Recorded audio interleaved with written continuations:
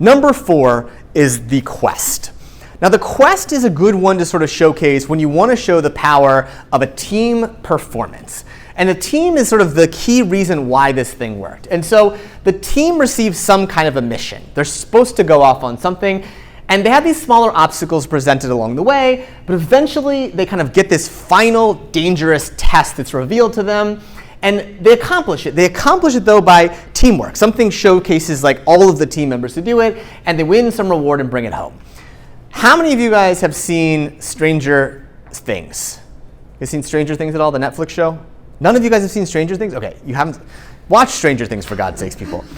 Stranger Things is the perfect example of this. We have a series of characters who are all themselves misfits, but together they are able to work together and overcome things. And again, what's interesting is that the misfit nature of each of them is why it works. They couldn't have done it individually, but together the team was able to bring it together. So as you're telling stories, this can work really well when you want to show, again, something about, how a partnership worked really well or a startup team worked really well, some way that this was better because of the team in that way. So if you see sort of a setting where there is one hero, but the team is the reason this thing worked and they accomplished something great, that can be a good example. So the quest, again, sort of shows how they went on this journey. They had to kind of like confront this big, gigantic test. They were able to succeed and then have all the spoils and the victories.